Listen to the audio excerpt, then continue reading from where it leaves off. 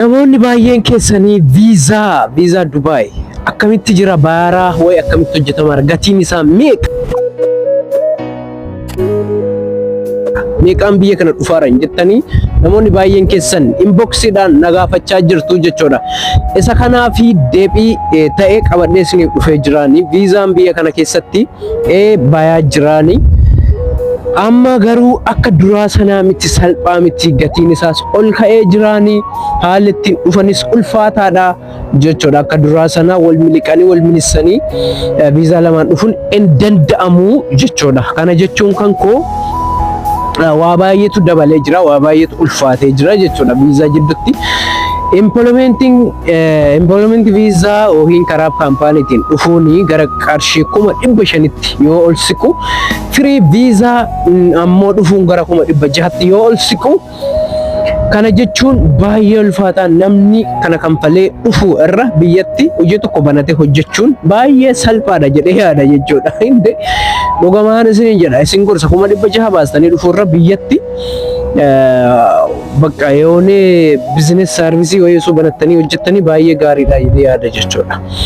Kun ammoo gorsa yaada kooti, yaada sammuu kootiiti jechuudha. Koottaa isin jechuu miti, dhugaan isin jedha. Maaliifuu amma ID'dhaan hin dhuftaa wayi firii viizaan dhufte seenaa jedhu. Qarshii kana deebisuu fi biyaansi dhiqqaatee waggaa tokko biraa keessatti tumtee mataa kee gadi qabdee hojjettaa jechuudha. Kana jechuun waggaa lamatti hin deebistu. Maaliifuu biyya kana dhuftee piroosesiin baay'eedha.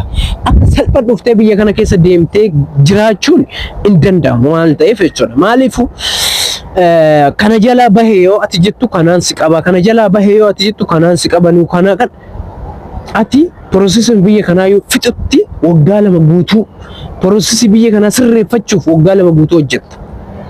Sigalee jijjiiramni kan kee waggaa lama yookiin waggaa 3 boodaadha. Implementiidhaan yookiin kaampaaniidhaan yoo dhuftee obsa qabaattee lola dandeettee hojii humnaa konistiraakshini isaan si galchan san hojjettee in jijjiirama yoo jette kaampaanii yoo dhuftee jette gaariidha. Garuu kaampaanii keessatti hin miidhamta, baay'ee miidhamta. Tokko nyaata ofii keetti hojjetta, hojii deemtee galtee nyaata ofii keetti dalagattaa achi galtee dadhabbii saniini nyaata ofii kan keetti kushiina seentee hojjetta. Saanuu kushiinaanuu warafaa qabattee dhaabbattee hojjetta. Kaampaanii galuun ammoo miidhaa isaa kana. Hojjettee sa'aatii 10 dhaabbattee hojjettee achi galtee kushiinaa seentee nyaata kan kee ofii keetti hojjetattee. Konistiraakshini jechuun hojii salphaa isinitti fakkaatiin hojii kobilistoonii moo maal qabanaa ijaaran sana isa san baadhatta. Saarbisii garaagaraa baadhataa ol baasta. Waan garaagaraa kan si tumsiisu, waan garaagaraa si hojjisiisu. Hojii tokko dhaabbataan hojjettu baazawee achi keessatti jechuudha. Asumaanii hojiin kaampaanii hin ulfaata. Nama intin jedhuu fi hin ulfaata baay'ee isaa. Viizaan dhufuun ammootu atiin birrii biyyaa dhuftee deebisuu dhiisiti birrii yeroo itti aantu waggaa lama booda deebistee ID kan kee haaromsituyyuu dafteen argattu jechuudha. Kana jechuun baay'ee ulfaata. Mircaan keessan kaampaaniin dhufutu tara moo viizaan dhufutu tara waan jedhu sirriitti gargar baafadhaa. Waan isin jira baay'ee sirri gargar baafadha. Kanaaf isin jaaladhaa, isin kabaja, nagaan naa tura, turtii gaarii isiniif haa ta'u, isin jaalatamtoota.